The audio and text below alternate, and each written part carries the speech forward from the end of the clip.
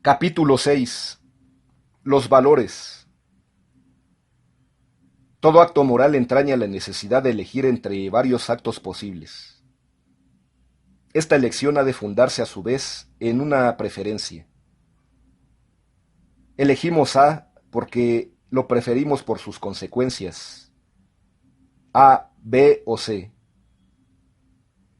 Podríamos decir también que A es preferido porque se nos presenta como un comportamiento más digno, más elevado moralmente o, en pocas palabras, más valioso. Y consecuentemente descartamos B o C, porque se nos presentan como actos menos valiosos o con un valor moral negativo. Tener que elegir supone, pues, que preferimos lo más valioso a lo menos valioso moralmente, o a la que constituye una negación del valor de este género, valor moral negativo o disvalor. El comportamiento moral no solamente forma parte de nuestra vida cotidiana, es un hecho humano entre otros, sino que es valioso, o sea, tiene para nosotros un valor. Tener un contenido axiológico, de axios, en griego valor, no solo significa que consideremos la conducta humana buena o positiva, digna de aprecio o alabanza, desde el punto de vista moral. Significa también que puede ser mala, digna de condena o censura, o negativa desde ese punto de vista moral. En un caso u otro, la valoramos o juzgamos como tal en términos axiológicos. Pero antes de examinar en qué sentido atribuimos valor moral a un acto humano, es preciso determinar qué entendemos por valor o valioso. Podemos hablar de cosas valiosas y de actos humanos valiosos. Es valioso para nosotros un acto moral, pero también lo son, en un sentido u otro, los actos políticos, jurídicos, económicos, etc. Lo son asimismo los objetos de la naturaleza, un pedazo de tierra, un árbol, un mineral, etc. Los objetos producidos o fabricados por el hombre, una silla, una máquina, y en general los diversos productos humanos, una obra de arte, un código de justicia, un tratado de zoología, etc. Y así pues, tanto las cosas que el hombre no ha creado, como los actos humanos, o los productos de la actividad humana, tienen un valor para nosotros. Pero, ¿qué significa tener valor o ser valioso para nosotros? Mas, antes de esclarecer estas cuestiones, habrá que determinar, en primer lugar, la naturaleza del valor. 1. ¿Qué son los valores? Cuando hablamos de valores tenemos presente la utilidad, la bondad, la belleza, la justicia, etc., así como los polos negativos correspondientes: inutilidad, maldad, fealdad, injusticia, etc. Nos referimos en primer lugar al valor que atribuimos a las cosas u objetos, ya sean naturales o producidos por el hombre. Más tarde nos ocuparemos del valor con respecto a la conducta humana, y particularmente a la conducta moral. Con el fin de esclarecer su esencia, veamos cómo se da el valor en las cosas, distinguiendo en ellas dos modos de existencia: suya, que ejemplificaremos con un mineral como la plata. Podemos hablar de esta tal como existe en un estado natural en los yacimientos correspondientes. Es entonces un cuerpo inorgánico que tiene cierta estructura y composición y posee determinadas propiedades naturales que le son inherentes. Podemos hablar asimismo de la plata transformada por el trabajo humano, y entonces ya no tenemos un mineral en su estado puro o natural, sino objetos de plata. Como material trabajado por el hombre, sirve en este caso para producir brazaletes, anillos u otros objetos de adorno, para la fabricación de cubiertos, ceniceros, etc. o bien puede ser utilizada como moneda. Tenemos pues una doble existencia de la plata. A. Como objeto natural. B. Como objeto natural humano o humanizado. Como objeto natural es sencillamente un fragmento de naturaleza con determinadas propiedades físicas y químicas. Es así como existe para la mirada del científico, para el químico inorgánico. En la relación que mantiene el hombre de ciencia con este objeto se trata de determinar lo que es, describir su estructura y propiedades esenciales. Es decir, en esta relación de conocimiento, el científico se abstiene de apreciar el objeto o de formular juicios de valor sobre él. Ahora bien, en cuanto a objeto humano, es decir, como objeto de plata, producido o creado por el hombre, se nos presenta con un tipo de existencia que no se reduce ya a su existencia meramente natural. El objeto de plata posee propiedades que no interesan ciertamente al científico, pero que no dejan de atraer a los hombres cuando entran en otro tipo de relaciones distintas de la propiamente cognoscitiva. La plata no existe ya como un simple objeto natural, dotado exclusivamente de propiedades sensibles físicas o naturales, sino que tiene una serie de propiedades nuevas como son, por ejemplo, la de servir de objeto de adorno o producir un placer desinteresado al ser contemplada en sus propiedades estéticas, la de servir para fabricar objetos que tienen una utilidad práctica, propiedad práctico-utilitaria, la de servir como moneda de medio de circulación, atesoramiento o pago, propiedad económica. Vemos pues que la plata no solo existe en el estado natural, que interesa investigar particularmente al hombre de ciencia, sino como objeto dotado de ciertas propiedades estéticas, práctico-utilitarias o económicas, que sólo se dan en él cuando se halla en una relación peculiar con el hombre.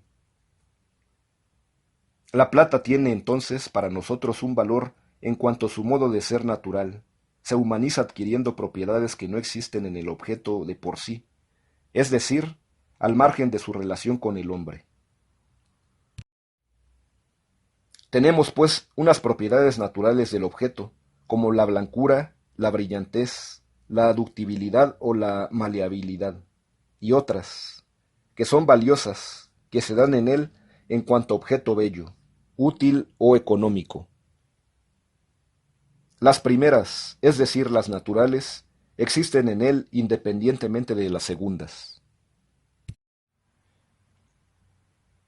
O sea, existe en la plata. Por ejemplo, aunque el hombre no la contemple, trabaje o utilice, es decir, al margen de una relación propiamente humana con ella. En cambio, las propiedades que consideramos valiosas solo existen sobre la base de las naturales que vienen a constituir, con su brillo, blancura, maleabilidad y ductibilidad, el soporte necesario de ellas, o sea, de la belleza, de la utilidad o del valor económico. Pero estas propiedades pueden ser llamadas también humanas, en cuanto que el objeto que las posee sólo existe como tal en relación con el hombre, es decir, si es contemplado, utilizando o cambiando por él. Vale no como objeto en sí, sino como para el hombre. En suma, el objeto valioso no puede darse al margen de toda relación con un sujeto, ni independientemente de las propiedades naturales, sensibles o físicas que sustentan su valor. 2. Sobre el valor económico. El término valor, cuyo uso se extiende hoy a todos los campos de la actividad humana, incluyendo por supuesto la moral, proviene de la economía. Corresponde a Marx el mérito de haber analizado el valor económico, ofreciéndonos con ello los rasgos especiales del valor en general. Aunque el valor económico tenga un contenido distinto de otros valores, como el estético, político, jurídico o moral, su análisis resulta muy fecundo cuando se trata de esclarecer la esencia del valor en general, poniendo de manifiesto su significación social, humana, con lo cual se está en condiciones de responder con firmeza a la cuestión cardinal de si son objetivos o subjetivos, o de qué tipo de peculiar es su objetividad. Veamos este problema del valor con respecto a un objeto económico como la mercancía. La mercancía es, en primer lugar, un objeto útil, es decir, satisface determinada necesidad humana. Tiene para nosotros una utilidad, y en este sentido posee un valor de uso. La mercancía vale en cuanto que podemos usarla, pero el objeto útil, como la seda, oro, lienzo, hierro, etc., no podría ser usado, y por tanto no tendría un valor de uso, si no poseyera ciertas propiedades sensibles o materiales. A la vez, el valor de uso sólo existe potencialmente en dichas propiedades materiales y toma cuerpo o existe efectivamente cuando el objeto es usado. Aquí tenemos la doble relación del valor que subrayábamos anteriormente. A. Con las propiedades materiales del objeto. Sin ellas el valor de uso no existiría potencial ni efectivamente. B. Con el sujeto que lo usa o consume. Sin él tampoco existiría el valor ni potencial ni efectivamente, aunque no por ello el objeto dejaría de tener una existencia efectiva como tal objeto material. Podemos decir por esta razón: a. Que el valor de uso de un objeto natural sólo existe para el hombre como ser social, y b. Que si bien el objeto puede existir antes de que surgiera la sociedad misma, con sus propiedades materiales, sin embargo, estas propiedades sólo podrían servir de sustento a un valor de uso, y por consiguiente, ser usado el objeto al entrar en relación con el hombre social. El objeto sólo es valioso en este sentido para un sujeto. Para que un sujeto tenga un valor de uso se requiere simplemente que satisfaga una necesidad humana, con independencia de que sea natural, como el aire, tierra virgen, praderas naturales, etc., o producto del trabajo humano. Cuando estos productos se destinan no sólo a ser usados, sino ante todo a ser cambiados, se convierten en mercancías, y entonces adquieren un doble valor, de uso y de cambio. Este último es el valor que adquiere en unas relaciones sociales dadas basadas en la propiedad privada sobre los medios de producción, el producto del trabajo humano al ser equiparado con otros productos. El valor de cambio de la mercancía es indiferente a su valor de uso, o sea, es independiente de su capacidad para satisfacer una necesidad humana determinada. Pero si es indiferente al valor de uso, solo un objeto útil puede tener un valor de cambio. 3. Los valores requieren por consiguiente, como condición necesaria, la existencia de ciertas propiedades reales, naturales o físicas, que constituyen el soporte necesario de las propiedades que consideramos valiosas. 4. Las propiedades reales que sustentan el valor, y sin las cuales no se daría éste, solo son valiosas potencialmente. Para actualizarse y convertirse en propiedades valiosas efectivas, es indispensable que el objeto se encuentre en relación con el hombre social, con sus intereses o necesidades. De este modo, lo que solo vale potencialmente adquiere un valor efectivo. Así pues, el valor no lo poseen los objetos en sí, sino que éstos lo adquieren gracias a su relación con el hombre como ser social. Pero los objetos, a su vez, solo pueden ser valiosos cuando están dotados efectivamente de ciertas propiedades objetivas. 4. Objetivismo y subjetivismo axiológicos. La concepción que hemos esbozado de la naturaleza del valor nos permite enfrentarnos a dos posiciones unilaterales, el subjetivismo y el objetivismo axiológicos, y tratar de superar sus escollos. Si las cosas no son valiosas de por sí, ¿por qué valen? Valen porque yo, como sujeto empírico individual, las deseo, y en ese caso sería mi deseo, necesidad o interés, lo que confiere su valor a las cosas. De ser así, el valor sería puramente subjetivo.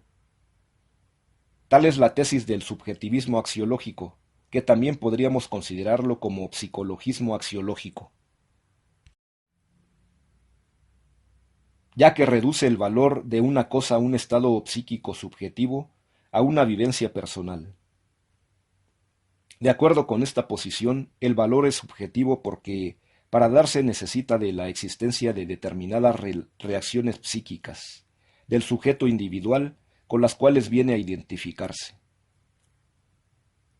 No deseamos el objeto porque vale, es decir, porque satisface una necesidad nuestra, sino que vale porque lo deseamos o lo necesitamos. En otras palabras, lo que deseo o necesito, o también lo que me agrada o gusta, es lo que vale. A su vez, lo que prefiero, de acuerdo con estas vivencias personales, es lo mejor. El subjetivismo, por tanto, traslada el valor del objeto al sujeto y lo hace depender del modo como soy afectado por la presencia del objeto. Esto es bello, por ejemplo, en cuestión que me afecta en cierta forma al suscitarme en mí una reacción placentera desinteresada. Es decir, la belleza del objeto no es puesta en relación con ciertas propiedades suyas, con cierta estructuración o formación de su materia, sino que se la hace depender de la emoción o el sentimiento que despierta en el sujeto. Tal es la tesis fundamental que, con diferentes matices, o fijando más la atención en un valor que en otro, sostienen los partidarios del subjetivismo axiológico en nuestra época, entre ellos R. B. Perry, A. I. Richards, Charles Stevenson y Alfred Ayer, entre otros. Los valores se hallan en una relación peculiar con las cosas reales valiosas que llamamos bienes. En los bienes se encarna determinado valor, en las cosas útiles la utilidad, en las cosas bellas la belleza, y en los actos buenos de los hombres la bondad. 3. Los valores son independientes de los bienes en los que se encarnan. Es decir, no necesitan para existir que se encarnen en las cosas reales. 4. Los bienes dependen del valor que encarnan. Solo son valiosos en la medida en que soportan o plasman un valor. 5. Los valores son inmutables. No cambian con el tiempo ni con una sociedad a otra. Los bienes en que los valores se realizan cambian de una época a otra. Son objetos reales y como tales condicionados, variables y relativos. 6. Los valores no tienen una existencia real. Su modo de existir es, a la manera de las ideas platónicas, ideal. Todos los rasgos esenciales anteriores pueden sintetizarse en esto: separación radical entre valor y realidad, o independencia de los valores respecto de los bienes en que se encarnan. Tal es la primera tesis fundamental del objetivismo axiológico. La segunda tesis fundamental de esta concepción axiológica es la independencia de los valores respecto de todo sujeto, y podemos descomponerla en los siguientes rasgos esenciales. A. Los valores existen en sí y por sí, al margen de toda relación con el hombre como sujeto que pueda conocerlos, aprehenderlos o valorar los bienes en que se encarnan. Son, pues, valores en sí, y no para el hombre. B. Como entidades absolutas e independientes, no necesitan ser puestos en relación con los hombres, de la misma manera que tampoco necesitan relacionarse con las cosas o encarnarse en bienes. C. El hombre puede mantener diversas relaciones con los valores, conociéndolos, es decir, percibiéndolos o captándolos, produciendo los bienes en que se encarnan, como obras de arte, objetos útiles, actos buenos, actos jurídicos, etc. Pero los valores existen en sí, al margen de las relaciones que los seres humanos puedan mantener con ellos. D. Pueden variar históricamente las formas de relacionarse los hombres con los valores, las formas de aprenderlos o de realizarlos. Pueden incluso ser ciegos para percibirlos en una época dada. Sin embargo, ni la ignorancia de un valor ni los cambios históricos en su conocimiento o su realización afectan en nada la existencia de los valores, ya que estos existen de un modo intemporal, absoluto e incondicionado. Las dos tesis fundamentales del objetivismo axiológico, cuyos rasgos esenciales hemos enumerado, podemos sintetizarlas respectivamente así. Separación radical entre valor y bien, o cosa valiosa, y entre valor y existencia humana. Hagamos ahora unas breves observaciones críticas, completando lo que hemos expuesto anteriormente. Aunque el objetivismo, al atribuir al valor un carácter absoluto, intemporal e incondicionado, lo separe de los bienes o cosas valiosas, no puede dejar de reconocer que el bien no podría existir como tal. Es decir, como una cosa que vale, sin el correspondiente valor. La existencia del valor no presupone necesariamente la de un bien. En cambio, este presupone forzosamente el valor que se encarna en él. O sea, lo que hay de valioso en una cosa tiene su fuente en el valor que existe con independencia de ella. Pero esta existencia de un valor no encarnado, o que no necesita plasmarse en algo real, suscita problemas que, al no ser resueltos, conducen a consecuencias absurdas. Por ejemplo, ¿qué sentido tendría la solidaridad, la lealtad o la amistad como valores si no existieran los sujetos humanos que pueden ser solidarios, leales o amigos? ¿Qué solidaridad podría existir, aunque fuera idealmente, si no existieran los sujetos que han de practicarla y sus actos solidarios?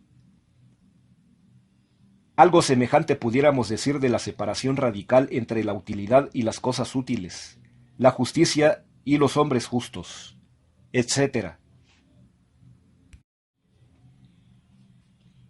Todos los valores que conocemos tienen o han tenido sentido en relación con el hombre, y solamente en esta relación. No conocemos nada valioso que no lo sea, o haya sido, para el hombre. El hecho de que ni siquiera podamos imaginar un valor que no exija esa relación, o que no podamos concebirlo al margen de ella, no es una prueba de que carece de sentido hablar de un valor existente en sí y por sí, que no exija necesariamente ser puesto en relación con el hombre, como fuente y fundamento de ellos. Por otro lado, ¿cómo puede entenderse un valor no realizado, autosuficiente, absoluto, si no se asumen todas sus implicaciones metafísicas que lleva consigo un objetivismo de tipo platónico? Lo no realizado o no encarnado solo puede existir ciertamente de un modo ideal, pero lo ideal solo existe, a su vez, como creación o invención del hombre. Por ello, no hay valores indiferentes a su realización, ya que el hombre los crea al producir bienes que los encarnen, o para apreciar las cosas reales conforme a ellos. 5. La objetividad de los valores. Ni el objetivismo ni el subjetivismo logran explicar satisfactoriamente el modo de ser de los valores. Estos no se reducen a las vivencias del sujeto, que valoran y existen en sí, como un mundo de objetos independientes cuyo valor se determine exclusivamente por sus propiedades naturales objetivas. Los valores existen para un sujeto, entendido éste no en un sentido puramente individual, sino como ser social. Exigen asimismo un sustrato material, sensible, separado del cual carece de sentido. Es el hombre como ser social histórico y con su actividad práctica el que crea los valores y los bienes en que se encarnan y al margen de los cuales sólo existen como proyectos u objetos ideales. Los valores son, pues, creaciones humanas, y sólo existen y se realizan en el hombre y por el hombre. Las cosas no creadas por el hombre, como los seres naturales, sólo adquieren un valor al entrar en una relación peculiar con él, al integrarse en un mundo como cosas humanas o humanizadas. Sus propiedades naturales, objetivas, sólo se vuelven valiosas cuando sirven a fines o necesidades de los hombres, y cuando adquieren, por tanto, el modo de ser peculiar de un objeto natural humano. Así pues, los valores poseen una objetividad peculiar que se distingue de la objetividad meramente natural o física de los objetos que existen o pueden existir al margen del hombre, con anterioridad o al margen de la sociedad. La objetividad de los valores no es, pues, ni la de las ideas platónicas, como seres ideales, ni la de los objetos físicos, como seres reales, sensibles. Es una objetividad peculiar, humana, social, que no puede reducirse al acto psíquico de un sujeto individual, ni tampoco a la propiedad natural de un objeto real.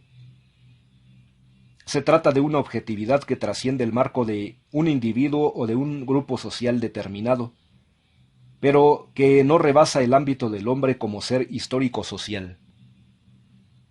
Los valores, en suma, no existen en sí y por sí al margen de los objetos reales, cuyas propiedades humanas, objetivas, se dan entonces como propiedades valiosas, es decir, humanas, sociales, ni tampoco al margen de la relación como un sujeto, el hombre social. Existen pues objetivamente, es decir, con una objetividad social. Los valores, por ende, únicamente se dan en un mundo social, es decir, por y para el hombre. 6. Valores morales y no morales. Hasta ahora nos hemos ocupado sobre todo de los valores que se encarnan en las cosas reales y exigen plenamente un sustrato material, sensible. Los objetos valiosos pueden ser naturales, es decir, como lo son, que existen en su estado originario, al margen o independientemente del trabajo humano, como el aire, el agua o una planta silvestre, o artificiales, producidos o creados por el hombre, como las cosas útiles o las obras de arte. Pero de estos dos tipos de objetos no cabe decir que sean buenos o desde un punto de vista moral. Los valores que encarnan o realizan son en distintos casos los de la utilidad o la belleza. A veces suele hablarse de la bondad de dichos objetos, y con este motivo se emplean expresiones como las siguientes. Este es un buen reloj. El agua que estamos bebiendo ahora es buena. X ha escrito un buen poema, etc. Pero el uso de bueno en semejantes expresiones no tiene ningún significado moral. Un buen reloj es un reloj que realiza positivamente el valor correspondiente, el de la utilidad, o sea, cumple satisfactoriamente la necesidad humana concreta para la que sirve. Un buen reloj es un objeto útil. Y algo análogo podemos decir del agua al calificarla de buena. Con ello queremos decir que satisface positivamente, desde el punto de vista de nuestra salud, la necesidad orgánica que ha de satisfacer. Y un buen poema es aquel que, por su estructura, por su lenguaje, cumple satisfactoriamente como objeto estático u obra de arte la necesidad estética humana a la que sirve. En todos estos casos, el vocablo bueno subraya el hecho de que el objeto en cuestión ha realizado positivamente el valor que estaba llamado a encarnar, sirviendo adecuadamente al fin o a la necesidad humana correspondientes. En todos estos casos también la palabra bueno tiene un significado axiológico positivo, con respecto al valor utilidad o al valor belleza, pero carece de significado moral alguno. La relación entre el objeto y la necesidad humana correspondiente es una relación intrínseca, propia, en la que el primero adquiere un estatuto como objeto valioso, integrándose de acuerdo con ella, con un objeto humano específico. Esta relación intrínseca con determinada necesidad humana y no con otra es la que determina la calificación axiológica del bien correspondiente, así como el tipo de valor que ha de ser atribuido al objeto o acto humano en cuestión. Por ello, el uso del término bueno no puede llevarnos a confundir lo bueno en sentido general referente a cualquier valor, como buen libro, buena escultura, buen código, buen reloj, etc. Y lo bueno en sentido estricto con un significado moral. Podemos hablar de la bondad de un cuchillo en cuanto que satisface positivamente la función de cortar para la que fue producido.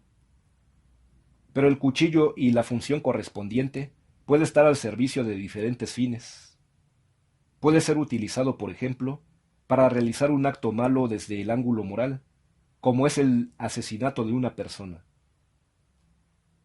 Desde el punto de vista de su utilidad o funcionalidad, el cuchillo no dejará de ser bueno, por haber servido para realizar un acto reprobable. Por el contrario, sigue siendo bueno, y tanto más cuanto más efectivamente haya servido al asesino, pero esa bondad instrumental o funcional queda a salvo de toda calificación moral, pese a haber servido de medio o instrumento para realizar un acto moralmente malo. La calificación moral recae aquí sobre el acto de asesinar, al servicio del cual ha estado el cuchillo. No es el cuchillo éticamente neutral, como lo son en general los instrumentos, las máquinas o la técnica en general, lo que puede ser calificado desde el punto de vista moral, sino su uso. Es decir, los actos humanos de utilización al servicio de determinados fines, intereses o necesidades. Así pues, los objetos útiles, aunque se trate de objetos producidos por el hombre, no encarnan valores morales, aunque pueden hallarse en una relación instrumental con dichos valores, como hemos visto en el ejemplo anterior del cuchillo.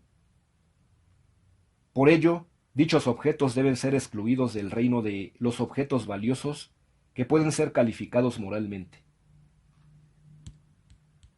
Cuando el término bondad se aplica a ellos, en el caso de un buen cuchillo, debe entenderse con el significado axiológico correspondiente, no propiamente moral. Los valores morales únicamente se dan en actos o productos humanos. Solo lo que tiene una significación humana puede ser valorado moralmente, pero, a su vez, solo los actos o productos que los hombres pueden reconocer como suyos, es decir, los realizados consciente y libremente, y con respecto a los cuales se les puede atribuir una responsabilidad moral. En este sentido, podemos calificar moralmente la conducta de los individuos o de grupos sociales, las intenciones de sus actos y sus resultados y consecuencias, las actividades de las instituciones sociales, etc. Ahora bien, un mismo producto humano puede soportar varios valores, aunque uno de ellos sea el determinante.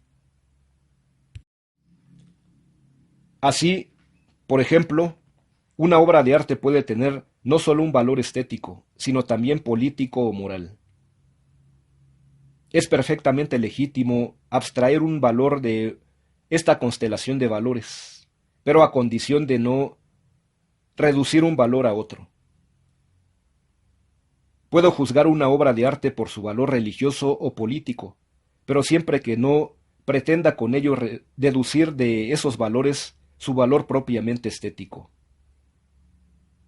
Quien condena una obra de arte desde el punto de vista moral no dice nada que afecta a su valor estético. Simplemente está afirmando que dicha obra no se realiza el valor moral que él considera que debiera realizarse en ella. Un mismo acto o producto humano puede ser valorado, por tanto, desde diversos ángulos en cuanto que en él se encarnan o realizan distintos valores. Pero, aunque los valores se conjuguen en un mismo objeto, no deben ser confundidos. Esto se aplica de un modo especial a los valores morales y no morales. Al establecer la distinción entre los primeros y los segundos, hay que tener presente que los valores morales solo se encarnan en actos o productos humanos, y dentro de estos, en aquellos que se realizan libremente, es decir, consciente y voluntariamente.